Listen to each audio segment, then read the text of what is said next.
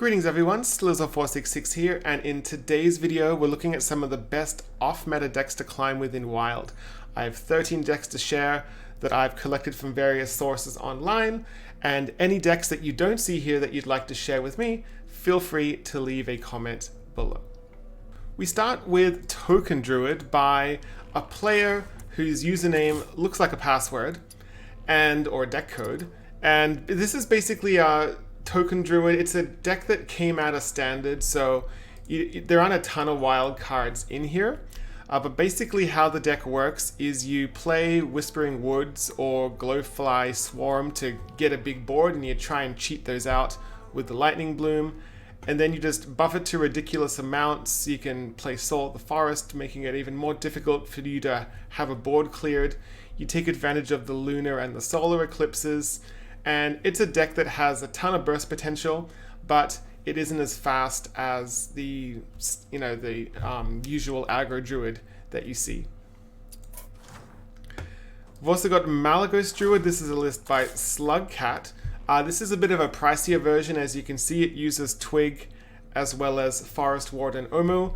Not all lists use these two cards though. Some players choose to use Loatheb. Maybe tech in another Injured Marauder, for example.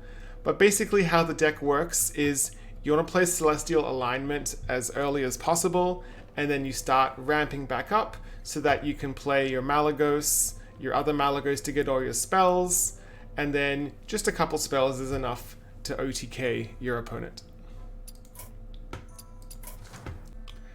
And the last Druid deck to look at is Togwaggle Druid. Now this is a bit of a different one because it's only running the King Togwaggle and the Azalina. So in order to be able to play both of those in the same turn, you'd have to pull them off Geppetto Joybuzz. So the deck isn't a full-blown Togwaggle deck, and because of that, you've also got the Jade Idol in here as a backup plan. Especially if your opponent pulls part of your combo pieces out of your hand, or out of your deck with, say, a Deathlord, Jade Idol is a nice backup. Just be extra careful when you shuffle the Jade Idols. Make sure they're not in your deck if you Togwaggle and swap decks with your opponent, because that would not be good. Next we have Hunter. We have a Reno Hunter list here to have a look at. So Reno Hunter, it really depends on what your meta looks like based on how you're going to build it. But most players tend to lean towards running a lot of secrets. This list is also running some death rattles, so we've got Bad Luck Albatross in here, for example. We've got Zigzaw, we've got 9 lives to take advantage of that. You've also got the new card Barak Kodabane, which draws a 1, 2, and 3 cost spell from your deck. It tops out not too greedily, so it just tops out with a Sylvanas and a Dino Tamer Bran, as opposed to running things like Call of the Wild, Zul'jin, things like that. But it's a nice little deck, almost mid-range in a way, so if you want to play some Reno Hunter, this would be a fun one to try. Also, the Kazakus Golem Shaper is a surprisingly good card and better than I was expecting. Next we look at Mage. Only one Mage deck. Most Mage decks are so good that they're considered meta. But we do have Quest Mage. Quest Mage is a deck that is much slower than APM or Flamewaker Mage. However, it can be really fun to play, especially when if you like slamming down giants, if that's your thing. This is the way to go. Just be aware that this deck is very weak to aggro, but it's pretty good against slower decks in the meta. You'll also notice that it has a bit of the APM tools sprinkled in here, so you'll see that it has the Incantus Flows, it has the Mana Biscuits, and this just helps you get it has the Refreshing Spring Water even. This is just to help you get your quest done as fast as possible, because, Open the Waygate did get nerfed to 8 spells, so it's a bit harder to pull off the reward, so it has the tools now to do that. Looking at Paladin, we have Exodia Paladin. So this is a Libram Paladin at heart, but quite often against aggressive decks, you just go ahead and use the Librams. That's fine, and just be a Libram deck. But against slower decks where you know that they're going to try and grind you out, you then transition over to Exodia Paladin. And so in this case, you would play Lady Liadrin to get those Librams back in your hand, and you use those combined with Tour Guide and Auction Master Beardo to do your OTK combo with Uther of the Ebon Blade. Another Paladin deck to look at is Reno Paladin. So with most Reno decks, they're usually a bit of an overwhelming disaster to look at initially. But if we look at this more carefully, it's actually just hand buff Paladin. So this is hand buff Paladin, but converted into a singleton deck. The reason that you'd want to do that is it lets you run Zephyrus the Great, which is a good one. It lets you run Sir Finley of the Sands, because the Paladin hero power is pretty bad in hand buff Paladin. But otherwise, hand buff Paladin is one of the best decks in the meta, and so making it a Reno deck could be something you want to try out to have a bit of fun with. Moving on to Priest, we have a combo Priest by Give Me Kill. He's typically at very high legend on the Americas server. And having a look through this list here, the minions that he's chosen for the OTK potential is the Crab Rider and the Nerebar Weblord, which makes sense. They've got 4 health, which is really nice, so it's easy for them to stick a lot of the time. And then you buff them up with Divine Spirits, Inner Fires to OTK. There's also Mindrender Elucia in here, which I think is a great tech, especially against APM mages.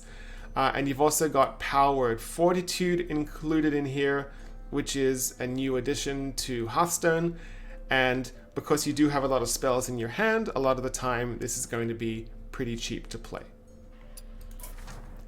Looking at Rogue, we've got quite a few Rogue decks here to look at. We've got Death Rattle Rogue by Otters. So this is a Death Rattle Dragon Rogue. So it's based around breaking your Necrium Blade, having the Necrium Apothecary with the Death Rattle effect on it, and then trying to spam out all these giant dragons as early in the game as possible. Next up we have Reno Rogue by Esbergs. Now Esbergs has rigorously tested this deck at High Legend, so if you want to play this style of Rogue, this is probably as optimal as you're going to get. And basically how the deck works, it is a tempo deck, and because you're running so many small cost cards, you want to be able to make them a little cheaper with your efficient Octobot. You've also got the Shadow Jeweler Hanar to go off with your secrets, so there are different paths you can take in this deck for getting value. You've also got the Field Contact here, which acts as a Gadgets and Auctioneer, the Scab's Cutter Butter, to also just give you some really insane turns with how the deck is designed. There's also Alexstrasza the Lifebinder, and this is really nice to be able to slowly kill your opponent or slowly heal yourself back up. So definitely requires a bit of skill to pilot this deck, but once you get the hang of it, it's a pretty powerful and rewarding deck to ladder with. And the last one here for Rogue is Miracle Rogue. So this is basically, the non-singleton version of what we just saw with Reno Rogue. So it's a very similar play pattern where you want to get lots of early game tempo, you want to reduce the cost of your cards with the Octobot, but this time you're trying to kill your opponent with Questing Adventurers, so a little old school, hence the name Miracle Rogue here. You've got the Kazakus Golem Shaper for value. Loetheb is just great against Mage in general.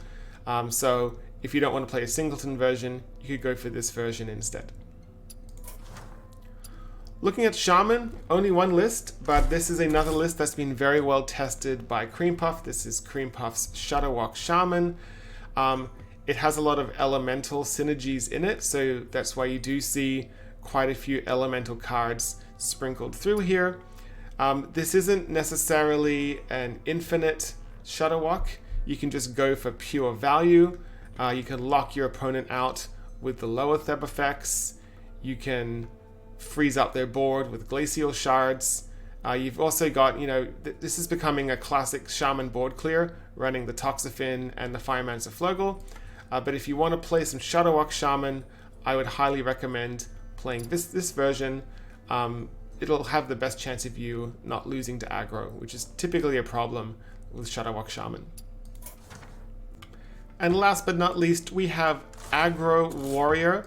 So there have been different versions of this deck popping up around the place. They haven't quite worked themselves into the meta yet. This may even be a meta breaker, but basically it has the hand buff synergies in it. So that's why you're seeing there's a Blade Master Summeru in here, because you've got cards like Conditioning. And basically what you're doing here is you're buffing up the minions in your hand to pretty ridiculous amounts, and then you can give them charge. Since charge got unnerfed, you can also copy those charged minions with Bloodsworn Mercenary. You've got other ways to buff up the attack of those minions, but otherwise it's a very fast deck, a little tricky to pilot, but once you get going, you can really surprise your opponent with lethal out of nowhere. So thank you for taking the time to watching all the way to the end of this video. If you want to try any of these decks for yourself, you'll find the deck codes in the description below. And if you want to help support this channel, you can click the subscribe button, click the notification bell, and until next time, hope to see you again.